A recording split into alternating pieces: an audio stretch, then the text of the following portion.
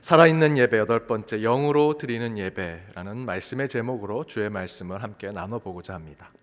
오늘은 말씀을 시작할 때 먼저 이 질문, 아주 근원적인 질문인데요, 이 질문을 던지고 시작하고자 합니다. 여러분, 왜 예배를 드리십니까? 왜 나는 예배를 드리고 있을까? 여러분은 지금 왜 이 시간, 이 장소에서 예배를 드리고 있다라고 생각하십니까? 그렇다면 초대교회 때 드렸던 예배는 어떤 모양과 모습을 가지고 있을까? 초대교회 예배가 2022년 저와 여러분이 드리는 예배하고 어떤 유사성을 가지고 있는 것일까? 매우 유사하다면 그 모습은 무엇일까? 이를 위해서 사실 저는 지난 주일 우리 청년들이 주로 예배드리는 사부 예배 때 우리가 몰랐던 1세기의 교회라고 하는 책을 통해서 초대교회 예배에 대한 말씀을 전했습니다. 그때 전했던 말씀 가운데 초대교회 예배를 잘 이해하기 위해서는 사도행전 20장 7절에서 12절에 나오는 유두고 사건을 우리가 살펴봐야 한다 말씀드렸습니다. 사도행전 20장에 보면 바울이 드고아라고 하는 지역에 머물게 되면서 그곳에서 초대교회가 드렸던 그 예배를 드리는 모습이 나옵니다. 그런데 그 예배 가운데 유두고라고 하는 청년, 성경엔 청년이라고 표현되어 있는데요, 바로 이 청년은 실제로 성경의 시대로 본다면 14살에서 17살, 지금 우리로 얘기하면 청소년, 중고등학생 정도밖에 되지 않습니다. 그런 유두고라는 소년이 3층에서 예배를 드리다가 떨어져 죽었습니다. 여러분 상상해 보십시오. 예배 중에 사망사고가 난 것입니다. 물론 바울이 다시 예수 그리스도의 권세로 부활을 시키지요. 다시 생명을 줍니다. 어찌되었던 예배 중에 사망사고가 났다라는 것은 굉장히 큰 사건입니다. 충격적인 일이지요. 이 본문을 가지고 사실은 옛 선배 목사님들은 예배 중에 졸면 영적으로 떨어져 죽게 된다라고 얘기하기도 하고요. 또한 물론 하나님께서 예배 중에 예배를 위해서 헌신하다가 희생을 당하고 몸이 아프고 영적으로 어려움을 겪게 되면 바로 유두고가 다시 부활됐던 것처럼 다시 예배 가운데 하나님이 회복시켜 주신다, 이런 교훈을 주곤 하셨습니다. 그러나 이 유두고 사건의 본문은 그런 교훈적인 이야기를 하는 것보다 더 중요한 것을 우리에게 알려주고 있는 본문의 말씀입니다. 그것이 무엇이냐? 바로 이 유두고가 떨어져 죽었던 그 예배가 바로 지금 저와 여러분이 드리는 예배의 모습을 비춰주고 있습니다. 유두고가 드렸던, 그래서 어쩔 수 없이 떨어져 죽었던 그 예배의 모습이 있는 그대로 살펴본다면 초대교회의 예배의 모습이라는 것이죠. 그것에 대해서 먼저 7절에 보면 우리가 떡을 떼러 모였다라고 성경은 기록합니다. 초대교회 교인이 모이는 목적의 첫 번째는 바로 성찬의 나눔에 있습니다. 초대교회, 곧 예수님이 죽고 부활하시고 승천하시고 성령의 임재, 오순절 사건날 성령의 임재를 통해서 이제 예수가 복음인 것을 깨닫고 곳곳에 복음을 전할 때 사람들이 모이기 시작했던 초기 교회, 초대교회가 가장 먼저 했던 것은 성찬의 나눔이었습니다. 그래서 오순절 성령 임재 이후에 사람들이 모여 예배드릴 때 보면 46절에, 사도행전 2장 46절에 마음이 같이하여 성전에 모여 떡을 떼었다라고 기록하죠. 그런데 이 의식이 왜 중요할까요? 그 이유는 하나님이 자신이 받으시는 예배와 제사에 진정성 있는 예배와 제사를 받길 원하셨기 때문이다라는 것입니다. 다시 말씀드리면 당시 곳곳에서 드리는 제사와 예배의 모양과는 다른 진정한 예배를 하나님은 받기를 원하셨다. 무슨 뜻일까? 실제로 당시 모든 종교적 행위와 의식과 제의는 희생 제물이 필요한 제사였습니다. 소를 잡고 양을 잡고 염소를 잡고 동물의 피를 내고 각을 떼고 살점을 떼어내서 그것으로 제사를 드리는 것. 유대교도, 로마의 수많은 이교도 종교들도, 그 외에 다른 종교들도 제사의 기본은 희생 제물을 바치는 것입니다. 그런데 기독교의 초대교회 예배가 그런 다른 종교의 제사와 유일하게 다른 것이 있었습니다. 초대교회 예배에는요, 제물이 없었습니다. 피냄새가 없었습니다. 동물을 각을 내서 피를 내는 그런 것이 없었습니다. 초대교회 예배는 철저하게 기존의 예배와 제사와는 다른 변화와 전환을 보여주고 있습니다. 피비린내 나고 동물의 살이 타는 냄새가 가득한 제단의 예배가 아니라 예수님의 몸과 피를 상징하는 빵과 포도주를 나눠 먹고 마시면서 진짜 하나님을 기념하는 것이 진정한 예배로 자리 잡기 시작했습니다. 제물을 잡는 모습, 어떻게 피를 내고 어떻게 목을 자르고 어떻게 몸을 통을 잘라내는지를 구경하며 보는 제사가 아니라 떡과 잔을 함께 먹고 마시며 참여하고 동참하는 예배로의 전환이 이루어지고 있는 것입니다. 그래서 초대교회 예배 첫 번째는 제물, 희생제물 중심의 보는 제사가 아니라 식탁 공동체로 함께 참여하고 동참하는 예배로 변화가 되었습니다. 그리고 두 번째는 철저히 계급주의에 빠졌던 제사에서 계급과 계층을 타파하는 평등한 예배가 되었습니다. 이 유두고 사건에서 유두고라고 하는 이 인물이 굉장히 중요합니다. 유두고라는 인물은 누구일까요? 당시 유두고라는 이름은요, 노예나 종에게 쓰던 이름이었습니다. 아주 흔한 이름이었고요, 아주 그냥 편하게 부르는, 옛 우리 시대로 얘기하면 돌쇠, 삼돌이, 쉽게 머슴들에게 주는 이름이었습니다. 그런데 그런 그가, 머슴에 불과했던 그가 당시로 예배, 제사라고 하면 굉장히 거룩하고 구별된 것이라고 생각하는데, 그곳에 바로 그 돌쇠 삼돌이라고 불리는 자가 그곳에서 예배를 드린 것입니다. 당시 유대교 제사를 비롯해서 로마 제국 이교도들의 제사는 철저하게 계급주의적이었습니다. 상류층은 상류층만 제사를 드렸고요, 중간 계층들은 중간 계층들만 예배를 드렸습니다. 하층은, 하층민들은 예배를 드릴 때나 또는 제사를 드릴 수 있는 상황들이 아니었죠. 거기서 유두고는 하층민에서 최하층의 계급의 사람이었습니다. 여기서 특별히 그가 졸다가 떨어져 죽었다라는 것은 단순히 그가 도덕과 윤리, 종교의식의 율법적인 참여에 그가 좀 부족했다라는 것을 표현하는 교훈이 아닙니다. 도리어 왜 유두고가 예배 중에 떨어져 죽었을까? 왜 그 이야기를 사도행전의 기자인 루가는, 의사 누가는 왜 이 기록을 굳이 여기에 넣었을까? 생각해 보십시오. 예배 중에 누군가가 죽었다라는 것은 아주 불명예스러운 기록 아닙니까? 그런데 이 의사 누가는 사도행전에 이 유두고 사건을 기록해 놓았습니다. 뭔가 더 생각해 볼 필요가 있는 것이죠. 우선 유두고가 초대교회 예배 시간에 졸았다라는 것은 그가 예배나 종교심에 투철함이 부족했다라는 것을 말하는 것이 아닙니다. 그런 것이 아니라 그의 삶의 자리가 어떤 곳인지를 보여주는 기록의 표현입니다. 곧 그는, 유두고는 하루 종일 노예와 종의 삶을 살면서 피곤하고 고난 인생을 살았던 자였습니다. 그랬던 그는, 여러분, 유두고는 앞에서 말씀드렸던 대로 14살, 15살밖에 되지 않습니다. 그런 그가 노예와 종의 삶을 살았습니다. 무엇이겠습니까? 지금 우리로 얘기하면 미성년 노동자죠. 어찌 보면 노동 착취를 당하는 그런 노동자의 모습을 가지고 있습니다. 그런 하층민으로서 힘들게 일하는 자였지만 그가 예배를 드리러 간 것입니다. 바로 그런 하층민이었던 유두고를 받아들일 수 있는 예배가 초대교회 예배였습니다. 유두고도 자신의 삶의 자리 때문에 아마 잘 차려입지도 못했을 것입니다. 예배도 제대로 드릴 수 없는 조건을 가졌을 것입니다. 주인의 수발을 드느냐, 땀에 찌든 옷을 입고 예배에 왔을 것입니다. 옷에서 냄새가 나니 앞에 자리에 앉을 수 없으니 아마도 맨 끝에, 맨 꼭대기 3층에서 앉았을지도 모릅니다. 그렇게 누추한 자신의 모습을 보면서 저 끝에서 예배를 드리다가 고나고 피곤한 몸 가운데 잠시 졸다가 떨어져 죽게 된 것이지요.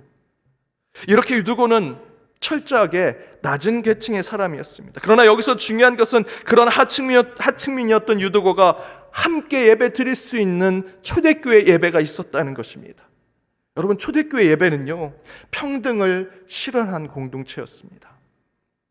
로마서 16장 16절에 보면 거룩한 입맞춤이라는 표현이 나옵니다. 초대교회 당시 교회 바깥에서는 사람들이 잔치를 열고 파티를 열고 어떤 중요한 행사를 하게 되면 자기 계층의 사람들만 모입니다. 상류층, 중간의 계층, 각각의 자기 계층의 사람들만 파티를 열어 잔치를 열어 그 사람들을 초대하죠. 그때 환영하는 표현이 입을 맞추는 겁니다.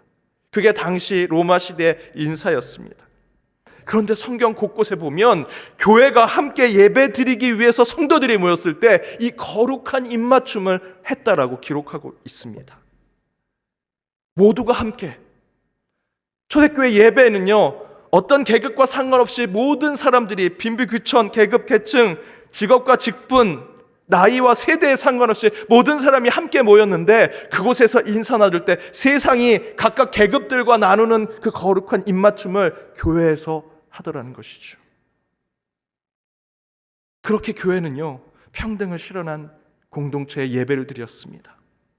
그리고 마지막 세 번째는 예배 안의 내용에 대한 가치와 의미를 부여하기 시작했습니다. 로마 제국 유대교의 제사는 제사의 순서, 제물이 어떤 것이냐, 그 제사를 드리는 제사장의 출신이 무엇이냐, 제단의 규격, 위치 등등 제사에 드리는 제물, 그리고 그 제물로 드려지는 형식에 맞춰진 제사와 예배를 드렸습니다. 그러나 예수가 그리스도다라고 하는 복음을 통해서 완전히 전환된 초대교회 예배에서는 예배 안에서 선포되는 그 말씀이 중요했고요, 그리고 그 말씀을 통해서 내가 어떤 삶을 살아갈 것인지 내 삶의 의미와 가치를 찾아가는 것이 예배에 아주 중요한 자리를 차지하기 시작했습니다. 여러분, 다시 유두고의 말씀을 살펴보시기 바랍니다. 사도행전 20장 7절에 보면 그 뒷부분에 바울이 이튿날 떠나기 전에 이 드고아에 있는 교인들에게, 너무 아쉽지 않습니까? 이 바울이 곳곳에 선교 여행을 떠나는데 이 드고아에서 이제 떠나게 되니 마지막까지 그들에게 주고 싶은 것은 무슨 동물을 각을 내서 제사를 드리는 것이 아니라 그들하고 함께 예배를 드리는 모습인데 무엇이라 기록하고 있습니까? 강론하였다. 언제까지? 밤중까지. 시간이 아까우니 하나님의 말씀을 계속 전하는 것이죠. 그러던 중에 유두고 사건이 일어난 것입니다. 그리고 유두고를 바울이 다시 살리고 바울이 한 것이 무엇입니까? 11절에 보니 올라가 떡을 떼어 먹고 오랫동안 곧 날이 새기까지 이야기를 하고 떠났다라고 기록하죠. 예배 중에 사람이 죽었습니다. 야, 이거 뭔가 조금 액땜이 있는 거 아니야? 뭔가 좀 문제가 있는 거 아니야? 뭔가 부활의 의식을 행하거나 신유의 제사를 드리거나 어떤 형식적인 제의에 무당 굿을 해야 되는 거 아니야? 라는 생각을 할 수 있죠. 그런 거 하지 않았습니다. 바울은 유두고가 떨어져 죽었지만 오직 예수 그리스도의 이름으로 그를 살려냈고요, 그리고 다시 모였을 때 그들과 함께 성찬을 나누고 다시 말씀을 전했습니다. 그게 예배입니다. 그게 우리 기독교가 지켜낸 예배입니다. 예배는 성찬과 나눈 말씀과 기도가 중심인 것을 보여줍니다. 형식과 율법으로 드리는 예배가 아니라 예배 안에 담겨진 의미와 가치를 발견하는 것이 초대교회 예배입니다. 다시 정리해서 말씀드리면 지금 저와 여러분이 드리는 예배의 출발은 초대교회에서부터 출발합니다. 이전에는 제물과 형식, 율법과 계급주의로 편견과 차별이 가득한 제사였다면 초대교회는 모두가 함께 모여 예수 그리스도를 고백하고 그의 죽음을 기념하기 시작한 것에서부터 예배가 시작되죠. 앞에서 말씀드린 것을 정리하면 먼저는 제물과 제단의 중심이 아니라 식탁 공통제에 함께 모여 참여하고 교제하는 것이 중심이 된 예배로 바뀌었습니다. 계급과 계층을 나누는 것이 아니라 모든 사람이 함께 모여서 평등을 실현한 예배였고요, 형식과 율법의 중시에서 내용과 의미를 중시하는 예배로 바뀌면서 2000년까지 지금까지 수많은 사람들이 이 초대교회 예배를 그대로 하나님을 경외하고 찬양하고 경배하는 예배로 지키고 있다는 것입니다. 여러분, 이 예배가 한번 잘 생각해 보십시오. 얼마나 별 볼 일 없는 것입니까? 얼마나 별 볼 일 없으면 코로나 2년 동안 가장 먼저 타깃이 된 것이 예배입니다. 종교 행사, 예배. 어찌 보면 볼품없어 보이는 것이 예배입니다. 실패자들이 모여있는 게 예배 같습니다. 나는 회사에서 교회 가지 말래, 코로나 확진된다고 가지 말래. 그럼에도 불구하고 저희들은 모였습니다. 로마 시대 때 수많은 기독교인들이 핍박과 박해를 받았을 때 저희들은 무덤에 가서도 예배를 드렸습니다. 어찌 보면 예배는 굉장히 하찮고 볼품없는 것 같지만 그 예배를 지켜낸 것이 2000년 지금까지 이어온 것입니다. 2000년 동안 가장 많은 사람들이 드렸던 종교적인 제의는 바로 초대교회가 드렸던 바로 이와 같은 예배입니다. 초대교회 시절에 드렸던 수많은 이교도들의 그 예배, 피비린내 나고 살이 타는 냄새가 나는 모든 제사는요, 지금 다 사라졌습니다. 그러나 그때 무덤에서까지 드렸던 성찬을 나누고 서로 교제하고 참여하며 어린아이에서 나이 든 모든 어르신까지 함께 예배 드렸던 그 예배의 모양은 지금까지도 남아 있습니다. 그렇다면 하나님을 경외하고 기념하는 이 제사와 예배의 형식을 완전히 전환케 하셔서 하나님은 왜 지금 이런 예배를 계속해서 드리게 하고 계시는가? 종교적인 차원에서 본다면 신에게 경배하고 하나님께 제사 드리는 것은 원초적인 우리 인간의 본성이기 때문이죠. 그렇다면 우리 인간은 자신이 믿는 신을 예배하고 찬양할 수밖에 없는 존재라고 할 때 저와 여러분 같은 우리 그리스도인들은 왜 하나님은 거의 모든 종교가 희생 제물을 두고 자기의 계급의 사람들과 함께 예배를 드리고 율법과 규율과 형식과 눈으로 보이는 시각적인 측면에서 제사를 드리게 하는 그 모습에서 함께 나누고 교제하고 참여하고 동참하고 계급과 계층에 상관없이 남녀노소 빈부귀천이 상관없이 모든 사람들이 함께 제사를 드리고 예배를 드리며 형식과 율법이 아니라 제사와 예배가 가진 의미와 가치를 깨닫게 하는 예배로 저와 여러분의 예배를 바꾸게 하셨을까? 왜 수백 년, 수천 년 동안 이어온 제사의 방법을 바꿔 지금의 예배로 하나님을 찬양하게 하셨을까? 그 결정적인 계기는요, 성령님 때문입니다. 곧 성령 하나님의 영이 역사하셨기 때문에 이 세상이 드리는 가짜 예배의 진짜 예배를 이 교회 안에 찾게 하신 것입니다. 100년 전, 조금 멀리 있으면 150년 전 여러분의 할아버지, 할머니, 조부모 뭐 하셨습니까? 다 제사 드리지 않았습니까? 엄청난 제물들을 위에 올려놓고 그거 100년밖에 되지 않았습니다. 그런데 그것이 싹 사라졌죠. 복음이 들어가고 선교사님들이 우리에게 예수의 이름을 전한 후에 그것이 바뀌게 되었습니다. 그분들이 어떻게 바뀌었을까요? 우리 조부모들이 어떻게 예수를 믿게 되었을까요? 성경을 논리적으로 잘 설명하고 이론적으로 잘 이야기해서 그 가운데 뭔가 이론적으로 논리적으로 설명이 잘 되니 납득이 되네. 그럼 난 더 이상 재물을 버리고 이제 이런 예배를 드릴게. 우리 조부모들, 믿음의 선배들이 그랬을까요? 아니요. 아무리 이론적으로 설명하고 논리적으로 설명해도 설득이 안 된 분은 안 됩니다. 그들의 마음에 성령이 임하셨기 때문입니다. 그래서 그렇게 희생 제물을 바치면서 드리는 그 가짜 예배를 버리고 진짜 하나님을 찬양하고 경배하는 지금의 초대교회 예배를 지켜낸 것입니다. 요한복음 4장에 수가성에서 예수님께서 사마리아 여인을 만나지요. 이 사마리아 여인은 여러분 아시는 것처럼 이방인보다 더 못한 취급을 받습니다. 그래서 예루살렘에서 예배도 못 드려요. 그러더니 항상 걱정을 가지고 있죠. 예루살렘에서 예배를 드려야 진짜 예배가 되는데 저는 그곳에서 예배를 못 드리니 진짜 예배를 어떻게 드립니까? 예수님께 묻습니다. 그때 예수님께서 이 산, 저 산에서 예배 드리는 것이 아니다. 예루살렘에서 예배 드리는 것이 진정한 예배가 아니라 예배할 때가 올 것이다 라고 답하시죠. 그러면서 곧 영과 진리로 예배하는 것이 중요하다고 말씀하십니다. 그렇게 말씀하신 이유가 뭘까? 24절에 이렇게 기록하죠. 우리 함께 읽어보도록 하겠습니다. 하나님은 영이시니 예배하는 자가 영과 진리로 예배할지니라. 그 이유가 무엇입니까? 무엇이라 예수님께서 증거하십니까? 하나님이 영이시기 때문에 너가 저 산, 이 산, 예루살렘에서 예배 드리는 것이 아니라 영이신 하나님께 예배 드리는 것이기 때문에 때가 중요한 것이다. 곧 우리가 예배 드릴 때 우리는 하나님을 살아계신 영으로 만나기 때문에 그 살아계신 하나님이 우리 가운데 임재하는 그때에 그 예배가 진정한 예배가 될 수 있다라는 것이죠.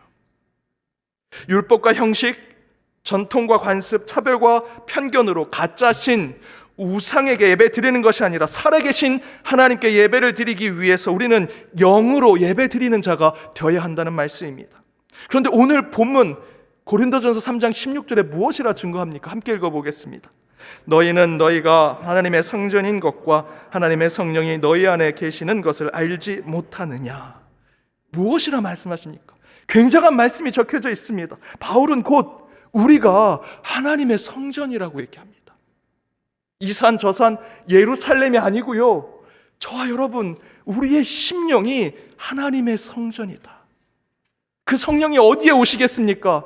저기 큰 대형교회, 아니 예루살렘에 가야 그곳에 성령이 오실까요? 아니요, 바울이 이야기하지요. 너희가 하나님의 전이다. 성령은 바로 그 전에 임한다라고 얘기합니다. 저와 여러분이 교회입니다.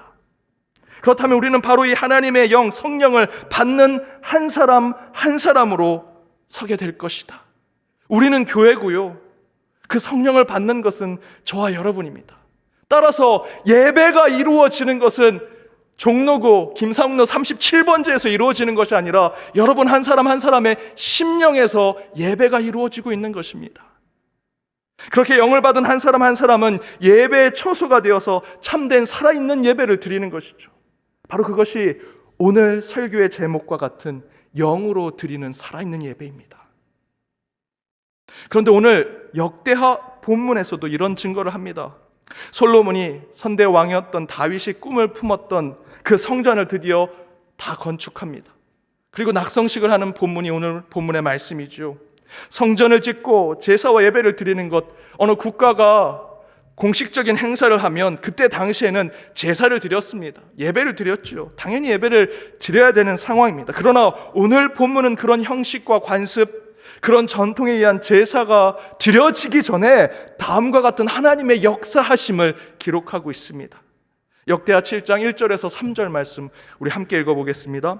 솔로몬이 기도를 마침에 불이 하늘에서부터 내려와서 그 번제물과 제물들을 사르고 여호와의 영광이 그 성전에 가득하니 여호와의 영광이 여호와의 전에 가득함으로 제사장들이 여호와의 전으로 능히 들어가지 못하였고 이스라엘 모든 자손은 불이 내리는 것과 여호와의 영광이 성전 위에 있는 것을 보고 돌을 깐 땅에 엎드려 경배하며 여호와께 감사하여 이르되 선하시도다 그의 인자하심이 영원하도다 하니라. 여러분, 무엇을 기록하고 있습니까? 그 하나님께 바친 성전에 불이 내리기 시작했다라고 얘기하죠. 하늘로부터 불이 내립니다. 그러자 하늘의 영광, 하나님의 영광, 여호와의 영광이 드러나는 것을 보게 됩니다.